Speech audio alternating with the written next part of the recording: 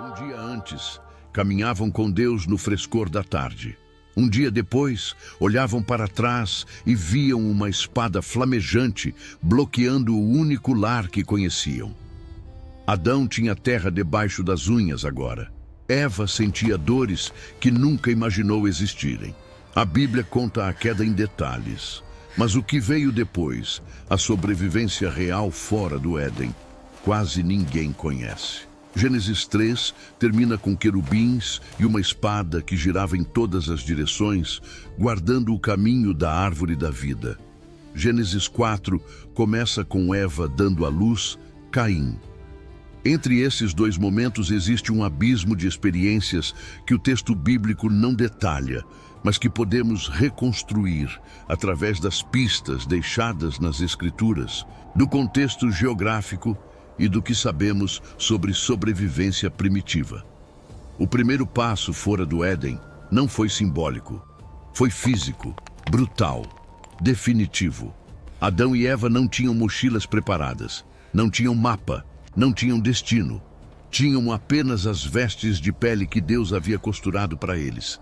O primeiro sacrifício de sangue da história. Um animal morto para cobrir a vergonha de quem deveria viver para sempre.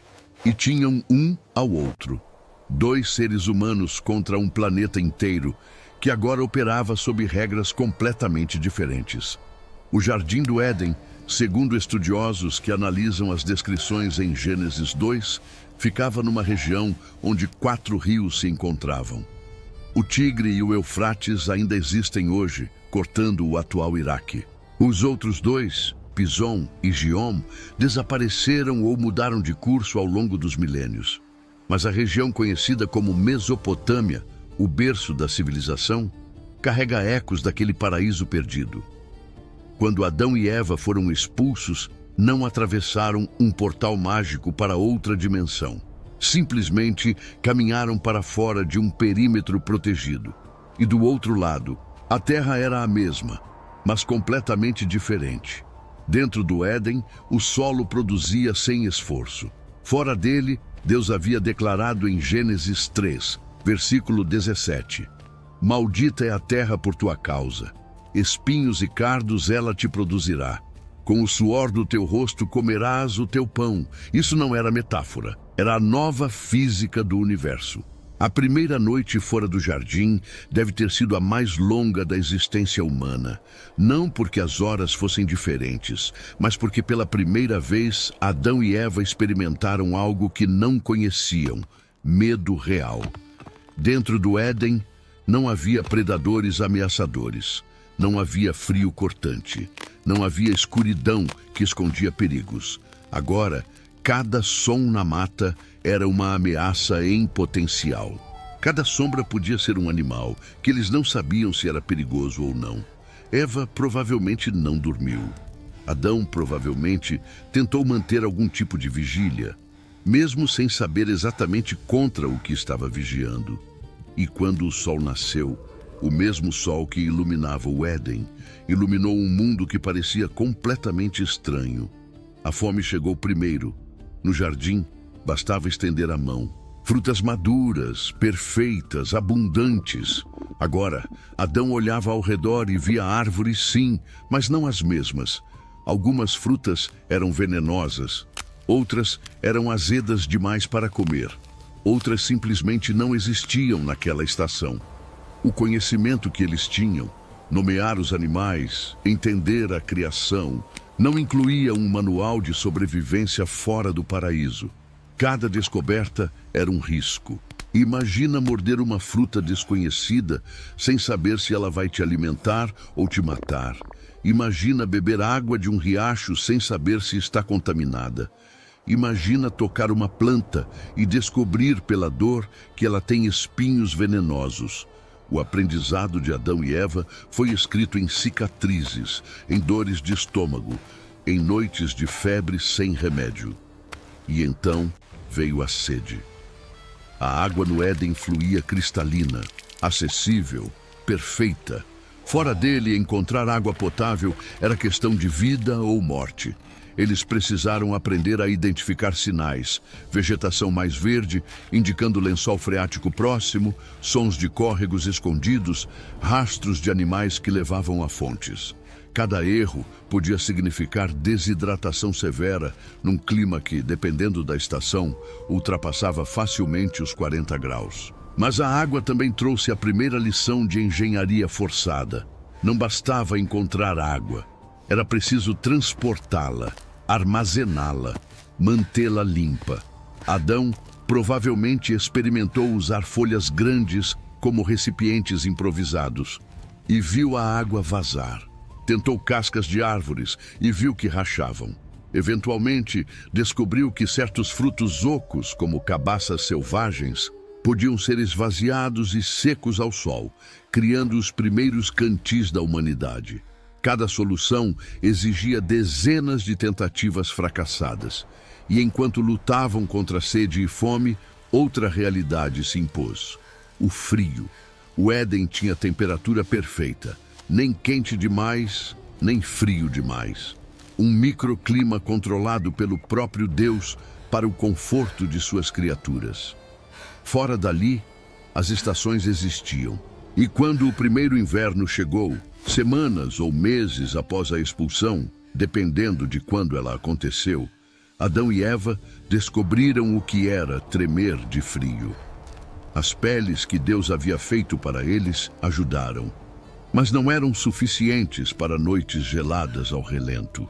Foi assim que aprenderam a construir abrigo. O primeiro abrigo provavelmente não foi uma casa. Foi uma caverna encontrada por acaso. Um espaço natural que oferecia proteção contra vento, chuva e predadores. As montanhas ao redor da Mesopotâmia, nas regiões que hoje correspondem à Turquia e ao Irã, estão cheias de formações rochosas com cavidades naturais. Adão e Eva não precisaram inventar a arquitetura ainda. Precisaram apenas encontrar um teto. Mas cavernas têm problemas. São úmidas, são escuras. Às vezes, já estão ocupadas por animais que não apreciam invasores. Adão deve ter aprendido rapidamente a verificar se uma caverna estava vazia antes de entrar. E Eva deve ter aprendido que o chão de pedra, sem isolamento, roubava calor do corpo durante a noite inteira. A solução veio aos poucos. Folhas secas empilhadas como colchão, galhos cobrindo a entrada para bloquear vento, pedras empilhadas criando uma barreira rudimentar. Cada melhoria era um passo na direção da sobrevivência, mas cada passo custava energia que eles mal tinham. E em algum momento daqueles primeiros meses, Eva percebeu algo diferente em seu corpo. A náusea matinal que não passava, o cansaço mais profundo que o normal, a sensibilidade nos seios, os sinais que mulheres ao longo de toda a história humana reconheceriam instantaneamente. Mas Eva não tinha mãe para explicar, não tinha parteira para consultar, não tinha nenhuma mulher que já tivesse passado por aquilo. Ela estava grávida e não fazia ideia do que isso significava. Deus havia dito ainda no Éden: multiplicarei grandemente a tua dor e a tua conceição. Em dor darás à luz filhos. Era uma sentença profética, mas Eva não tinha contexto para entender a magnitude dela. Nunca tinha visto um parto, nunca tinha sentido uma contração, nunca tinha experimentado a dor que estaria por vir. Os meses seguintes foram uma educação brutal sobre o corpo feminino. O ventre crescendo, os movimentos dentro dela, vida se formando, se mexendo, chutando. A dificuldade crescente para realizar tarefas básicas. Abaixar para colher alimentos se tornava impossível. Caminhar longas distâncias virava tortura. O corpo que ela conhecia estava se transformando em algo irreconhecível. E Adão não podia ajudar da forma que ela precisava. Ele podia buscar comida, podia trazer água, podia manter o abrigo, mas não podia entender o que ela sentia. Não podia aliviar as dores nas costas. Não podia explicar se aquilo era normal ou se algo estava errado. Os dois estavam completamente sozinhos nessa experiência. O parto de Caim foi provavelmente o dia mais aterrador da vida de Eva. As contrações começando, dor diferente de qualquer coisa que ela já havia sentido. Ondas que vinham e iam, cada vez mais intensas, cada vez mais próximas. O instinto dizendo que algo precisava sair de dentro dela, mas o medo gritando que isso era impossível. Não havia anestesia, não havia médico, não havia nem mesmo posição confortável. Eva provavelmente se agarrou em Adão, gritou até perder a voz, empurrou até perder as forças, horas e horas de trabalho de parto, sem nenhuma garantia de que terminaria bem. E então, um choro. Gênesis 4, versículo 1. Conheceu Adão a Eva, sua mulher, e ela concebeu e deu à luz a Caim, e disse: adquiri um varão com o auxílio do Senhor. Aquela frase, adquiri um varão com o auxílio do Senhor, carrega um peso que poucas pessoas percebem. Eva reconheceu que não tinha conseguido sozinha, que Deus, mesmo após a expulsão, mesmo após a maldição, ainda estava presente, ainda auxiliava, ainda se importava. Caim era a prova de que a vida continuava, de que o mundo fora do Éden era hostil, mas não estéril, de que Deus não os havia abandonado completamente. Mas criar um filho sem referência nenhuma é um desafio que desafia a imaginação. Eva não tinha mãe para perguntar sobre amamentação, sobre quando introduzir alimentos sólidos, sobre por que o bebê chorava e não parava, sobre febres, sobre diarreias, sobre os milhares de problemas que crianças pequenas enfrentam. Cada decisão era um experimento. Cada erro podia ser fatal. E enquanto Eva cuidava de Caim, Adão enfrentava outro problema monumental: alimentar uma família que agora tinha 3 bocas. A caça se tornou necessidade. No Éden, não há registro de Adão matando animais para comer. A dieta original parece ter sido frutas, vegetais, grãos. Mas fora do paraíso, com a terra produzindo espinhos em vez de abundância, proteína animal se tornou questão de sobrevivência. Mas como você caça sem armas? Adão não tinha arco, não tinha lança de metal, não tinha rede, tinha mãos, pedras e inteligência. Os primeiros métodos de caça foram brutalmente primitivos. Armadilhas de fosso, buracos cobertos com galhos onde animais caíam, pedras arremessadas contra presas menores, perseguição de exaustão, correr atrás de um animal até que ele desabasse de cansaço, algo que humanos conseguem fazer melhor que qualquer outro predador terrestre por causa do nosso sistema de resfriamento por suor. Cada caçada era uma batalha. Animais não queriam morrer, lutavam, mordiam, chifrava. Adão provavelmente voltou de muitas caçadas machucado, sangrando, às vezes sem nada para mostrar pelo esforço. E as caçadas bem-sucedidas traziam outro desafio: o que fazer com a carcaça? Carne crua apodrece rápido. Em clima quente, questão de horas. Adão precisou descobrir métodos de preservação: secar ao sol, defumar sobre fogo, salgar, se conseguisse encontrar depósitos naturais de sal. E o fogo. Esse foi outro marco crucial. O texto bíblico não especifica quando humanos dominaram o fogo, mas é razoável supor que foi cedo na experiência pós-Éden. O fogo muda tudo. Aquece durante noites frias, afasta predadores que temem as chamas, permite cozinhar alimentos, destruindo parasitas e bactérias, tornando proteínas mais digeríveis. Permite iluminar a escuridão que antes era dominada pelo medo. Descobrir como criar fogo foi provavelmente um acidente. Faíscas surgindo quando pedras são batidas de certa forma. Atrito gerando calor quando madeira seca é girada contra madeira seca.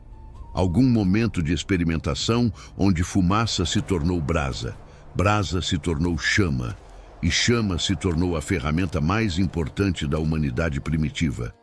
Manter o fogo aceso, porém, era outra história. Fogo precisa de combustível constante. Madeira seca, especificamente. Madeira verde solta fumaça demais e calor de menos. Adão e Eva precisaram aprender a estocar lenha, proteger brasas da chuva, reavivar fogueiras quase mortas. Perder o fogo significava começar do zero, horas de trabalho para conseguir uma única faísca. E enquanto dominavam essas habilidades básicas, a família crescia. Gênesis 4, versículo 2. Voltou a dar à luz, desta vez a seu irmão Abel. Outro parto, outra experiência de dor extrema. Mas dessa vez, Eva tinha referência. Sabia o que esperar. Sabia que a dor passaria. Sabia que no final haveria vida. O segundo filho provavelmente foi mais fácil. Não fácil, mas menos aterrorizante que o primeiro. E agora, a família tinha 4 pessoas. 4 bocas para alimentar. 4 corpos para abrigar. 4 vidas dependendo das habilidades que Adão e Eva desenvolviam na prática diária. A pressão aumentava conforme os filhos cresciam, porque crianças consomem recursos, mas demoram anos até poderem contribuir de volta. Os meninos cresceram em mundos diferentes do Éden. Para Caim e Abel, espinhos eram normais. Trabalho duro era o padrão. Suor e cansaço eram parte da vida desde sempre. Eles não tinham memória do paraíso perdido. Não sentiam a mesma nostalgia que atormentava seus pais toda vez que olhavam na direção onde a espada flamejante ainda girava. Mas Adão e Eva certamente contavam histórias.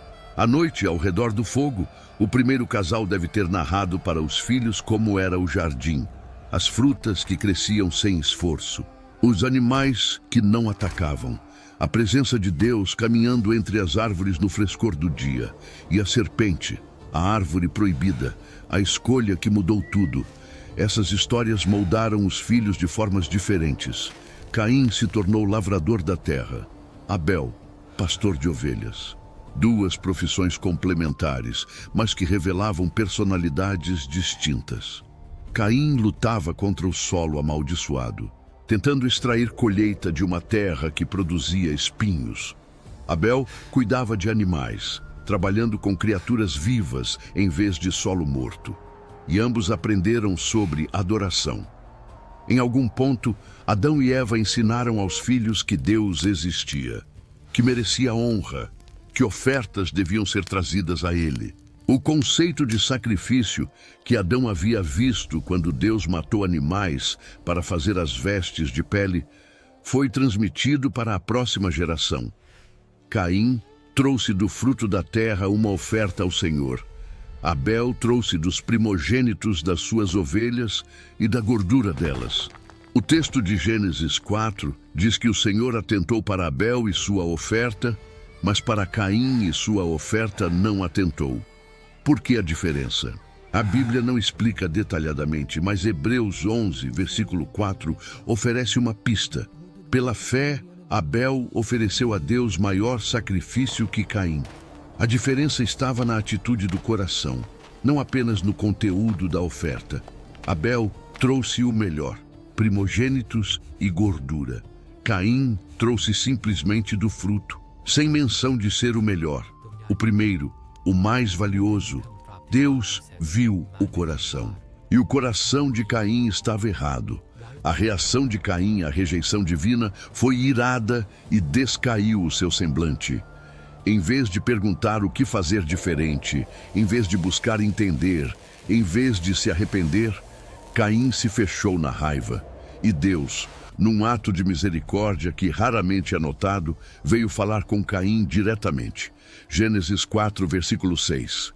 Por que te iraste? E por que descaiu o teu semblante? Se bem fizeres, não haverá aceitação para ti. E se não fizeres bem, o pecado jaz à porta, e para ti será o seu desejo, e sobre ele dominarás. Era uma segunda chance, uma explicação clara, uma promessa de que a aceitação era possível se Caim mudasse, e um aviso. O pecado estava esperando, querendo dominá-lo, mas ele podia resistir. Caim não ouviu. O que aconteceu depois foi o primeiro assassinato da história humana. Caim falou com Abel, seu irmão. E aconteceu que, estando eles no campo, Caim se levantou contra Abel, seu irmão, e o matou. A violência que entrou no mundo através da desobediência no Éden agora produzia seu fruto mais amargo. Um filho de Adão e Eva matando outro filho de Adão e Eva. O sangue do primeiro ser humano nascido de mulher, derramado pelo segundo ser humano nascido de mulher. Imagina o momento em que Adão e Eva descobriram. Talvez Caim tenha voltado sozinho. Talvez tenham encontrado o corpo. Talvez Deus tenha revelado diretamente. O texto não especifica. Mas em algum momento, os pais perceberam que um filho estava morto e o outro era o assassino. Não existe palavra para descrever essa dor. Perder um filho é devastador.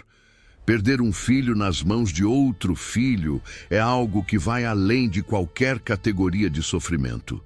Eva, que havia dito, adquiriu um varão com o auxílio do Senhor quando Caim nasceu, agora via esse mesmo varão destruir a família que ela havia construído com tanto sacrifício. E Caim foi amaldiçoado. Deus declarou: "A voz do sangue de teu irmão clama a mim desde a terra. Agora, pois, maldito és tu desde a terra, que abriu a sua boca para receber da tua mão o sangue do teu irmão. Quando lavrares a terra, não te dará mais a sua força. Fugitivo e vagabundo serás na terra." A maldição sobre Caim era uma intensificação da maldição original sobre Adão. A terra que já era difícil para Adão seria impossível para Caim. Ele não conseguiria mais cultivar. Seria forçado a vagar sem raízes, sem lar permanente. Caim respondeu: "É maior a minha maldade que a que possa ser perdoada." Alguns traduzem essa frase como: "É maior o meu castigo do que posso suportar." Ambas as leituras são possíveis no hebraico. Caim ou reconhecia a gravidade do seu pecado ou reclamava da severidade da consequência. De qualquer forma, ele temia que qualquer pessoa que o encontrasse o matasse. E aqui surge uma pergunta que muitos fazem: que outras pessoas? Se Adão e Eva eram os únicos humanos e Caim e Abel seus únicos filhos mencionados até esse ponto, de quem Caim tinha medo? A resposta está em Gênesis 5, versículo 4. Os dias de Adão, depois que gerou a Sete, foram 800 anos e gerou filhos e filhas. Adão viveu 930 anos. Durante esse tempo, gerou não apenas Caim, Abel e Sete, mas filhos e filhas, plural, múltiplos, ao longo de séculos. Na época do assassinato de Abel, que pode ter acontecido décadas após os nascimentos, já podia haver muitas outras pessoas na terra. Irmãos, irmãs, sobrinhos, primos, todos descendentes do primeiro casal. Caim temia vingança familiar. E Deus, mesmo julgando Caim, ofereceu proteção. Qualquer que matar a Caim 7 vezes será castigado. E pôs o Senhor um sinal em Caim, para que não o ferisse qualquer que o achasse. Caim saiu da presença do Senhor e habitou na terra de Nod, ao oriente do Éden. Ali ele construiu uma cidade. Teve descendentes que desenvolveram música, metalurgia, criação de gado. A linhagem de Caim foi tecnologicamente inovadora, mas espiritualmente distante. Lameque, 5 gerações depois, se gabava de ter matado um homem por tê-lo ferido. A violência se normalizando, se intensificando. Enquanto isso, Adão e Eva enfrentavam o luto mais profundo. Gênesis 4, versículo 25. Tornou Adão a conhecer sua mulher, e ela deu à luz um filho, e chamou o seu nome Sete. Porque disse ela: Deus me deu outro filho em lugar de Abel, a quem Caim matou. Sete significa concedido ou colocado. Eva via nesse filho uma substituição divina. Não que Sete apagasse Abel, mas que Deus estava restaurando o que a violência tinha roubado. A linhagem prometida continuaria, e foi através de Sete que a humanidade encontrou seu caminho de volta à adoração. Gênesis 4. Versículo 26. A Sete também nasceu um filho, e chamou o seu nome Enos. Então se começou a invocar o nome do Senhor. Essa frase marca um ponto de virada. Na geração de Enos, neto de Adão, a adoração coletiva a Deus se estabeleceu de forma mais organizada.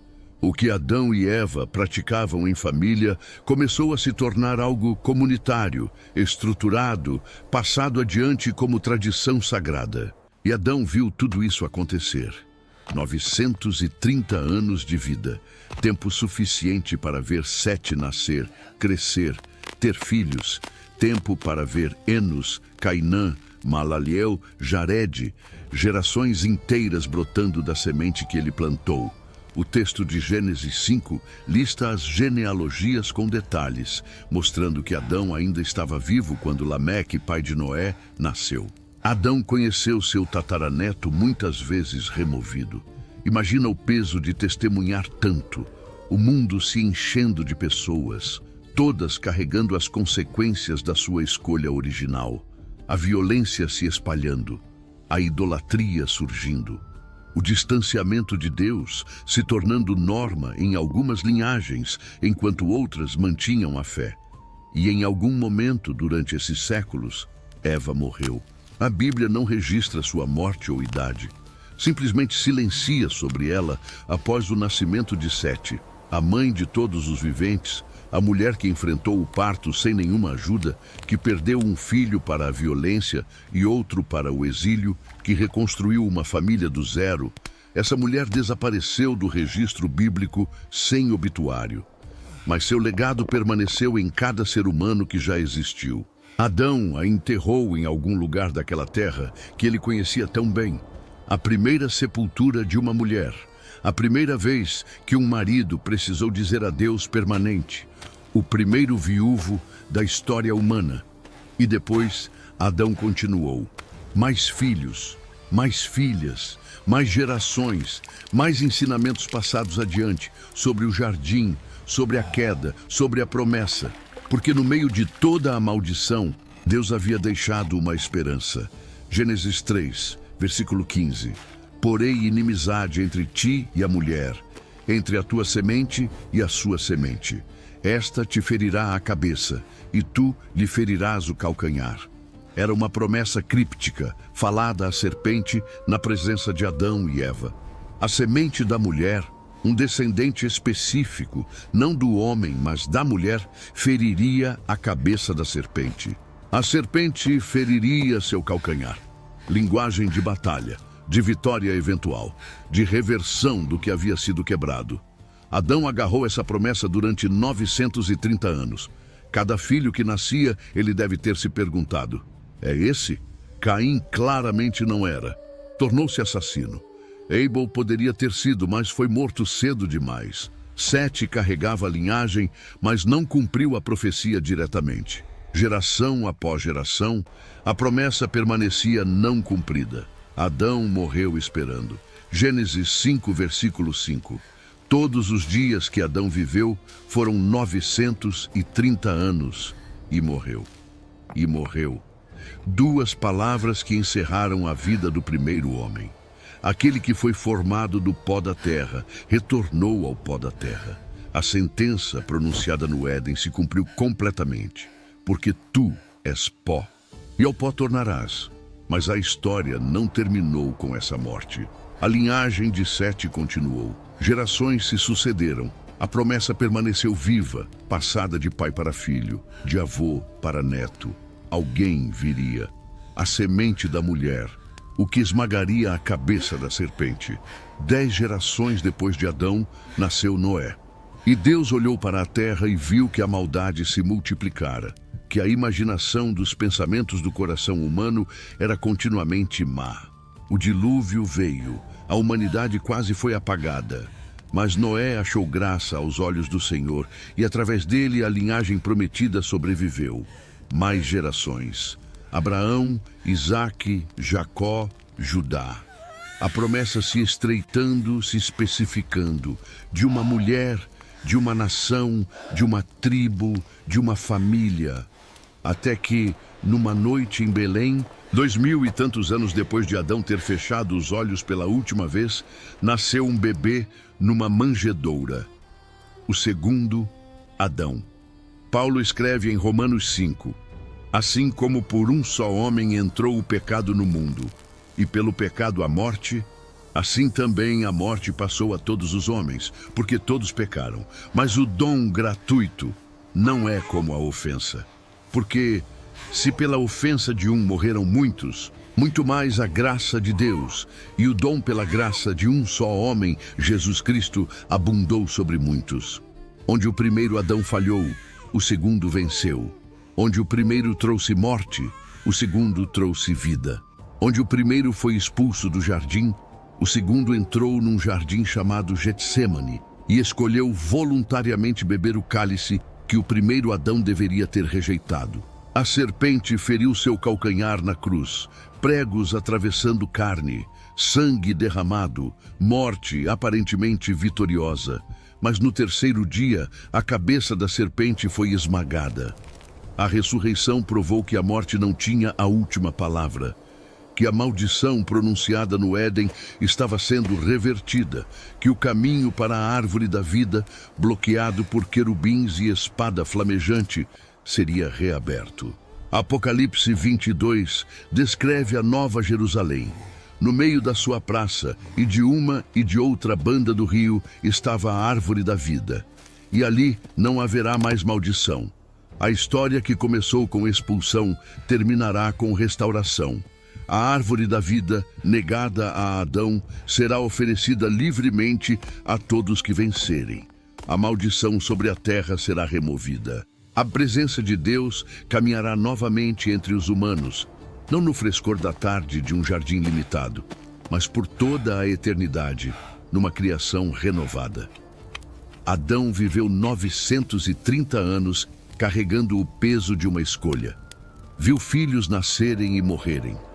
Viu a violência se espalhar. Viu o mundo que ele ajudou a quebrar se quebrar ainda mais. Mas Deus, ainda no Éden, tinha feito uma promessa. A semente da mulher esmagaria a cabeça da serpente. Adão morreu sem ver isso acontecer. Gerações passaram, impérios subiram e caíram. Até que, num estábulo em Belém, nasceu o segundo Adão. Onde o primeiro falhou, este venceria.